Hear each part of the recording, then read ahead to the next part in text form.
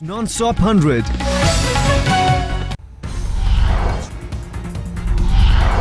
Iraq में फंसे भारतीयों को सुरक्षित निकालने में कोई कसर नहीं छोड़ेगी सरकार। विदेश मंत्री सुषमा स्वराज ने पीड़ित परिवारों को दिलाया भरोसा।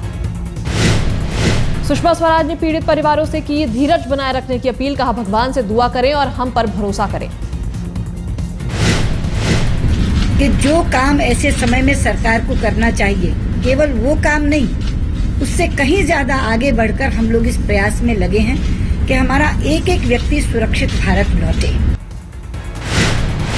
विदेश मंत्री ने पीड़ित परिवारों को दिलाया भरोसा। सरकार अगवा लोगों की रिहाई में कोई कसर नहीं छोड़ेगी। ऐसी जब परिस्थिति पैदा होती है, उसमें सबसे बड़ी जरूरत धीरज की होती है। वो हम पर विश्वास रखें, हम कोई कोर कसर नहीं छोड़ रहे और कोई कोर कसर नहीं छोड़ेंगे। विदेश मंत्री सुषमा स्वराज का बयान। रेड्डी को विशेष दूत के रूप में इराक भेजा। इराक सरकार के संपर्क में रेड्डी। पंजाब के सीएम प्रकाश सिंह बादल के साथ सुषमा से मिलने पहुंचे थे पीड़ित परिवार। सरकार से लगाई मदद की गुहार। जो कुछ सेंट्रल सरकार या बहन जी कर रहे हैं वो अपनी कोशिश कर रहे हैं और मैं शुक्रगुजार हूँ। इनकी जो टीम है, अफसर साहबान, वो रात को सोए भी नहीं। मोसुल से अगवा 40 भारतीयों में ज्यादातर पंजाब के रहने वाले चिंतित परिजनों ने दिल्ली में विदेश मंत्री से मुलाकात कर मांगी मदद। उन्होंने कहा जो हमसे बन पड़ेगा हम उससे भी ज्यादा करेंगे। ना हम रात सो रहे हैं, ना दिन में चैन कर रहे हैं। तो हमें पूरा भरोसा है वो हमारे बेटे को सुरक्षित लेके आए। पंजाब के कई परिवारों से लोग काम करने गए हैं इराक। कपूरथला के गांव मुरार में परेशान है बरजिंदर का परिवार। परिवार के मुताबिक बरजिंदर सद्दाम हुसैन के महल के पास कर रहा था वेल्डिंग का काम। 3 दिन से नहीं आया कोई फोन।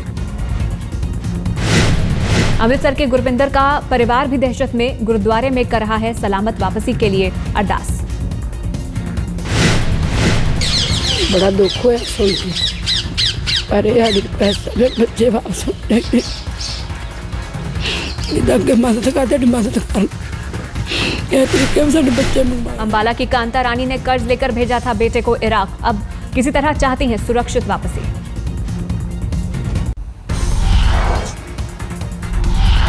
कानपुर में भी एक बुजुर्ग पिता को अपने बेटे के घर लौटने की चिंता। 1 जून से इराक में फंसा है।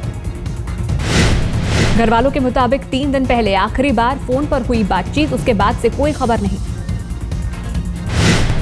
इराक में फंसे भारतीयों के लिए वाराणसी में सलामती की दुआ। तालीम लेने गए जब्बादिया अरबी कॉलेज के 30 मुस्लिम छात्र इराक में फंसे। इराक में एट प्रेजेंट हमारे यहाँ के तकरीबन 30 से 35 लड़के तालीम हासिल कर रहे हैं और वो डिफरेंट शहरों के हैं, इंडिया के। विदेश मंत्रालय के प्रवक्ता का बयान। इराक में अगवा हुए भारतीयों से अब तक संपर्क नहीं। विदेश मंत्रालय के मुताबिक इराक सरकार ने भारतीयों के अगवा होने की पुष्टि की।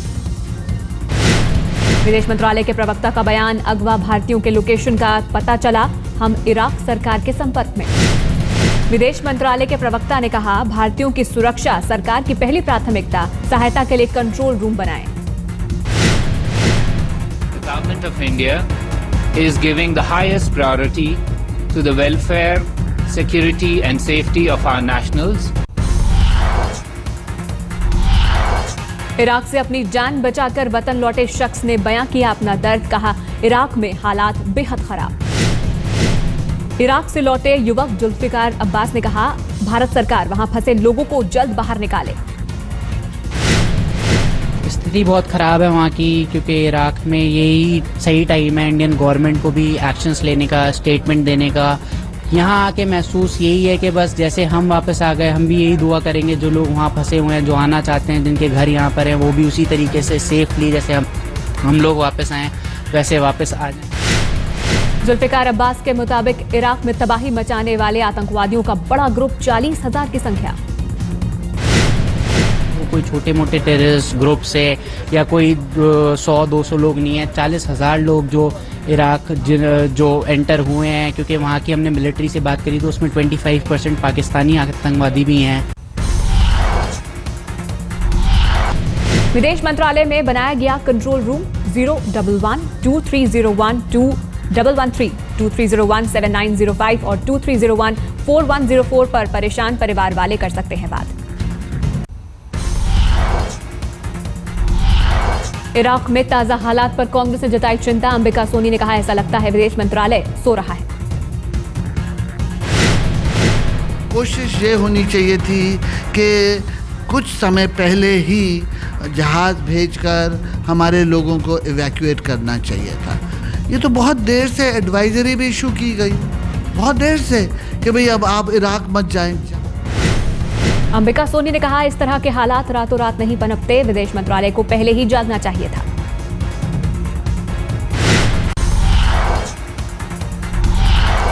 दिल्ली में जमाखोरों के खिलाफ शुरू हुई कार्रवाई। उपराज्यपाल के आदेश पर 530 जगहों पर छापेमारी।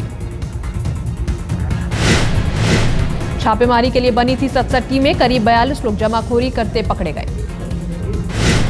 दिल्ली के गाजीपुर और नरेला मंडी समेत कई मंडियों में छापेमारी, कारोबारियों में हड़कंप। गाजीपुर में प्याज व्यापारियों के यहां छापेमारी, दिल्ली में दूसरे जगहों पर भी छापेमारी। केंद्र सरकार ने दिल्ली समेत सभी राज्यों में जमाखोरों के खिलाफ अभियान चलाने की कही थी बात। बिहार में राज्यसभा उपचुनाव में जेडीयू ने मारी बाजी, दोनों सीटों पर जेडीयू उम्मीदवारों की जीत। जेडीयू के पवन वर्मा और गुलाम रसूल की जीत, साबिर अली और अनिल शर्मा की हार। जेडीयू उम्मीदवार गुलाम रसूल के पक्ष में पड़े 123 वोट, निर्दलीय साबिर अली को 107 वोट ही मिले। जेडीयू के पवन वर्मा को भी मिली जीत, पवन वर्मा को 122 वोट मिले, अनिल शर्मा के हिस्से 108 वोट। लालू के समर्थन से जीते जेडीयू उम्मीदवार, 18 विधायकों की क्रॉस वोटिंग के बाद भी जेडीयू को जीत।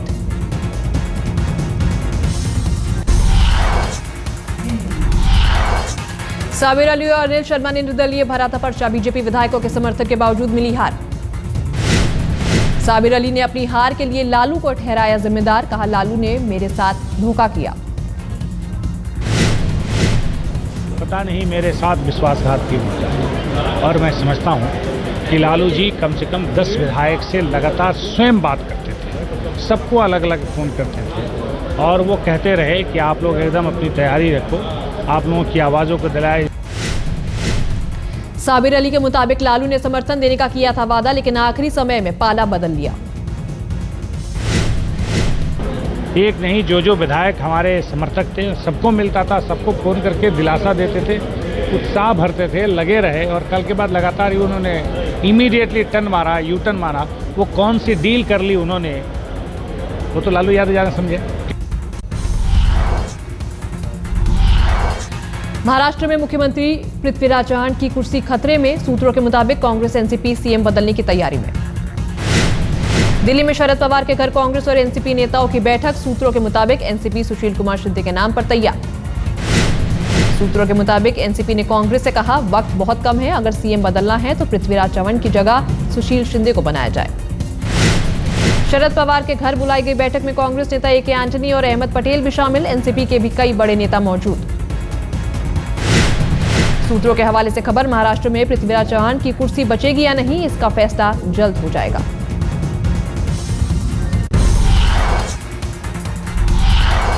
सीएम पद की दावेदारी पर बोले उद्धव ठाकरे, कहा हम पहले चुनाव जीतना चाहते हैं, बाकी मुद्दे बाद में। शिवसेना प्रवक्ता संजय राउत ने कहा था, किसी भी स्थिति में शिवसेना का ही होगा मुख्यमंत्री। ये महाराष्ट्र ने मन बना लिया है, हमारे राज्य ने मन बना लिया है कि मुख्यमंत्री शिवसेना का हो, और शिवसेना ने मन बना लिया है महाराष्ट्र जनता के साथ कि मुख्यमंत्री पद नेतृत्व इस सरकार का उद्धव ठाकरे। बीजेपी नेता शाहनवाज हुसैन ने कहा, सीएम उम्मीदवार के नाम मिल बैठकर तय करेंगे। 44 के हुए कांग्रेस उपाध्यक्ष राहुल गांधी जन्मदिन पर दिल्ली में कांग्रेस कार्यकर्ताओं ने मनाया जश्न, लेकिन राहुल विदेश में। स्विस बैंक में जमा भारतीयों की रकम में 40% का इजाफा, 14,000 करोड़ रुपए की हुई बढ़ोतरी। बीजेपी नेता शाहनवाज हुसैन ने कहा, देश का पैसा देश में आएगा, पीएम ने जो भरोसा दिलाया है हम उसे पूरा करेंगे। बढ़ा है तो उसको घटाएंगे भी, हम ये लोग पता करेंगे। देश का पैसा देश में आएगा। पहली कैबिनेट में सरकार ने काले धन पर SIT बना दिया है। सूत्रों के मुताबिक 7 जुलाई से शुरू हो सकता है संसद का बजट सत्र। बजट सत्र को लेकर पीएम राष्ट्रपति से करेंगे बात। सूत्रों के मुताबिक 9 जुलाई को पेश हो सकता है रेल बजट। 11 जुलाई को आम बजट पेश कर सकते हैं वित्त मंत्री।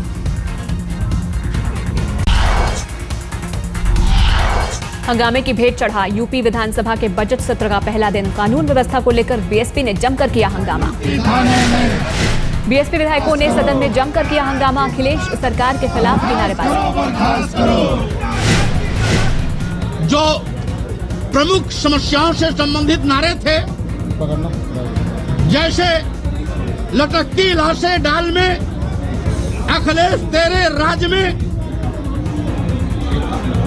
विकास कार्य ठप है, अखिलेश सरकार पस्त है।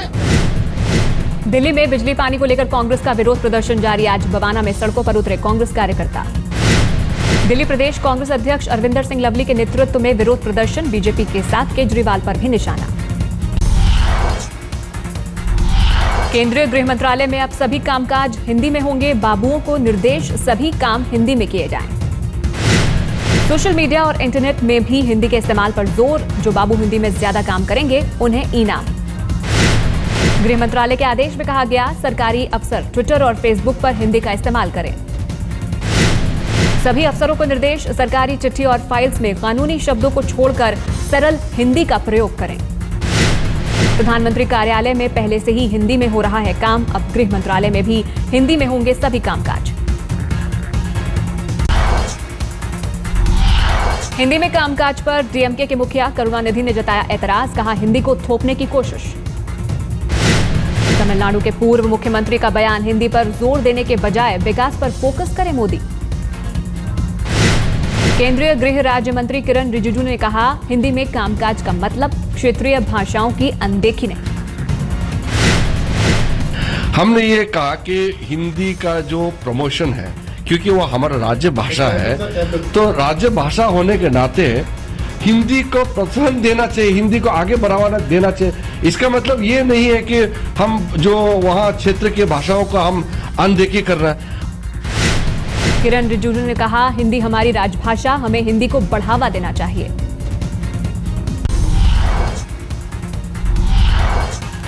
प्रीति जिंटा मामले में आईपीएल के सीईओ का बयान दर्ज कराने मरीन ड्राइव थाने पहुंचे थे सुंदर रमन।